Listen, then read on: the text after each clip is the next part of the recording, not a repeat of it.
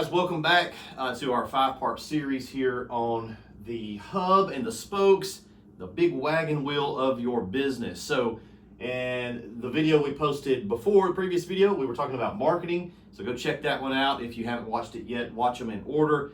Video number 2 here, we're going to be talking about, okay, we've done the marketing, now we're starting to acquire customers. And this is really the heart of your business, okay? If you don't have customers, none of this other crap matters. It's really just a big fat waste of time. So the point of the whole thing is to get customers and extract money from those customers and to repeat that process. If you wanted to boil a business down into the simplest sentence, that's it. Acquire a customer, make a sale, get the money, and repeat. Now, how do you repeat? You know, that gets into the quality and doing the job right and all that stuff. Customer acquisitions is the big part of your business. So we've got to have customers. Inside of that spoke of our wheel, all right, that's a big spoke. It carries a lot of weight. How do we do that? All right, well, in no particular order. Again, I've got the important one in this category circled, and that is going to be sales. But we've got CRM. What's a CRM? That is a customer relationship management software. And the stupidest thing I did when we went full-time on a wash truck is I did not have a CRM for about 2 years, which means I did everything on a legal pad. I would get a customer, I would do my marketing.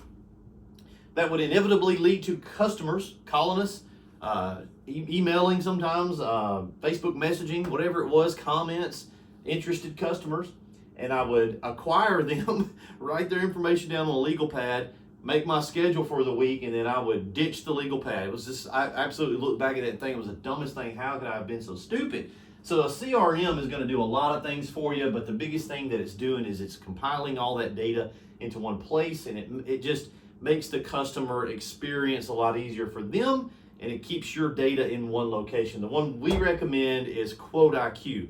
And a lot of your CRMs out there, they're going to try to do multiple things to bring value to you for that company.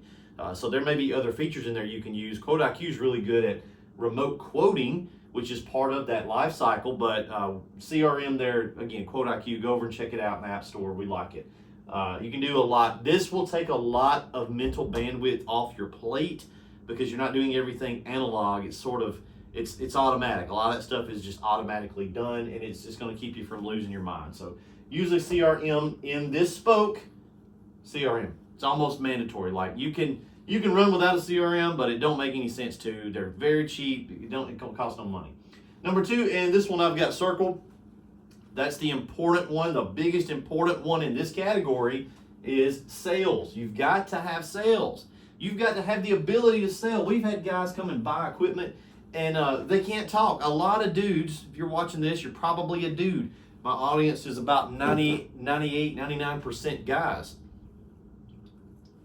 They can't talk, have no public speaking ability. And look, that's okay. You don't have to be the next John Kennedy you don't have to be Winston Churchill. You don't have to be a great orator, but you've got to get over the fear of sales, and you've got to stop thinking about sales as a 4-letter word. One of my favorite YouTubers out there, Myron Golden, business coach, he said a sentence that stuck with me: to get good at selling, you've got to get good at buying. If you're a cheap bastard and you don't want to let go of any money, you're not going to be able to go out into your marketplace to your customers and get them to give you money. So you've got to be good at participating in commerce. That's why I never haggle. I never look for a deal. I'm not down to get bent over, but I'm also not like nickeling and diming all the time, because if you put that out into the universe, that's what you're going to get back. You're going to get those kind of people knocking down your door, and you give them a price for a roof cleaning, and they, oh, it's $400. If you put that in the universe, that's what you're going to get. You want the guy that doesn't care. You got to get good at selling, okay? And if this may eventually lead to a sales team. I don't sell. I got guys over there handling that, and they're very good at what they do. But sales is the heartbeat of your business. You've got to have sales. If you are not closing deals, you do not have a business. It's gonna die pretty quickly. It's pretty quickly gonna go down to the grave. So make sure you've got sales ability and everything that goes with that. There's a ton of YouTube information out there on sales. Channel we like is Jeremy Miner. Just Google Jeremy Miner. He's gonna talk a lot about sales, and a lot of what you'll find on YouTube is to the car sales world. That's a big market, trillions of dollars. So we'll see a lot of stuff out there about selling cars, right? But you can take a lot of those concepts and it can be just asking questions, learning the sales process. You don't have to become an expert at sales, but you got to get good enough at it that you can close deals. In the customer acquisition bracket here, or the spoke on the wheel, we got CRM, sales, and retention. That goes back to our CRM, okay, being able to retain those customers. One of the beautiful things about our business, guys, and washing and cleaning driveways and houses and roofs and commercial buildings and all that, is it's recurring. It's beautiful. It's every year, right? We're gonna I wash my house every year. My whole neighborhood does. Everybody's washing their home typically about once a year, and that's beautiful, which means that year one's gonna be kind of tough, right? Year one, you gotta acquire all these customers. Year two, hey, it's easier. We got our CRM, we got all those customers. Now you're gonna lose some. People are gonna drop off, go with somebody else, move, sell their house, right?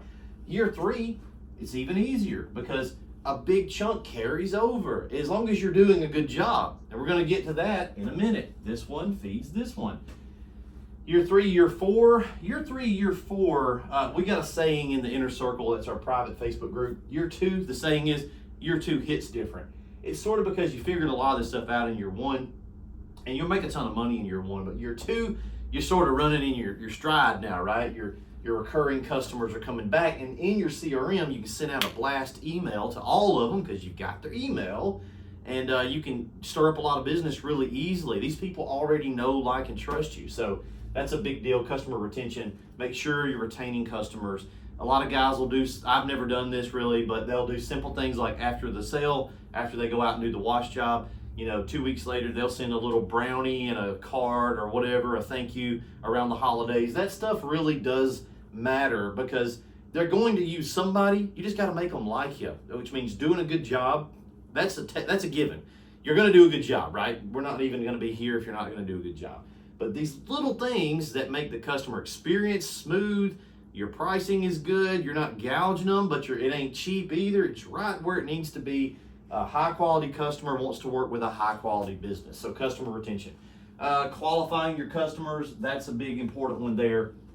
With your pricing schedules, getting rid of the time wasters, and don't cater to those people. We're not looking for those people, all right? Listen, we're in America in 2023, going into 2024. It's the richest country on the face of the earth at the richest time in history. There are good customers out there that are not aggravating, that are not annoying. So we want to qualify the customer. Our website can do that. The way we present ourselves in the marketing can sort of pre-qualify customer. Your sales process, that can do that. Your CRM can do that.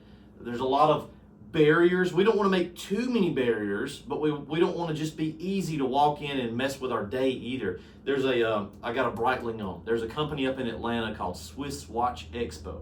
Great selection of high quality watches, and they almost have too many barriers to buy from them. Good prices, good products, watchmaker in-house, all this great website, but just from me, they're almost about 2 layers too deep of annoying to try to buy from them. So you want to find that sweet spot for your business where it's not just 1,000 phone calls a day and you can't get anything done, but not zero either. So qualifying your customers to that price and that product that you're offering, making sure that you present yourself like you're not going to walk in and look at a Rolex if you can't afford one because it's out of your ballpark, right? You're not even wasting that store's time. One of the things you can do there is a call team, and that's I could have put that one down here in the admin, but I put it up there in the customer acquisition. We use a call team. If you start getting a lot of calls, which you should if you did your marketing, you're going to get a lot of calls. I'll tell you when they're going to call you, when you're up on a ladder trying to do something, and now you're annoyed because somebody's calling you. Well, dummy, you got to answer the phone. That's the whole point, right? So we like a call team. The one we use is Jill's office. There'll be a link to that down below. Very cheap. Your calls are always getting answered. They're going to have a portal. You can go back when you get done with that job, set in the wash truck, check your emails, check your calls, see if there's anything there you need to call back and get these customers scheduled. But it gets rid of all the spam calls, and the customer calling in gets to sort of mentally, check that box off because they feel like they talk to your receptionist. It's basically a receptionist that's in Utah. It's great. We love it. So this is everything in the customer acquisitions and that customer's walked into our store in the universe, right? And we want to make sure that they feel like the process went as it should. That's very important. Look, if you're going to answer your own phone, don't answer your phone and say, hello. I challenge you to do this, guys. This is pretty fun. Pick a city in the U.S. Just pick a random big city in the U.S., medium-sized town. Google pressure washing and call the first 5. Your first 3 or so, you're going to get professional answers on the phone. After that, it's going to start getting weird, and you're going to get a lot of hello, and you're like, is this so-and-so's pressure washing? Just audit how they sound, and then don't do that, or do what you find that you like that feels right. You got to present yourself to the customer the correct way. All right, that's the end of this spoke on the wheel. We're going to get into the third one here, which is operations. We'll see you in the next video.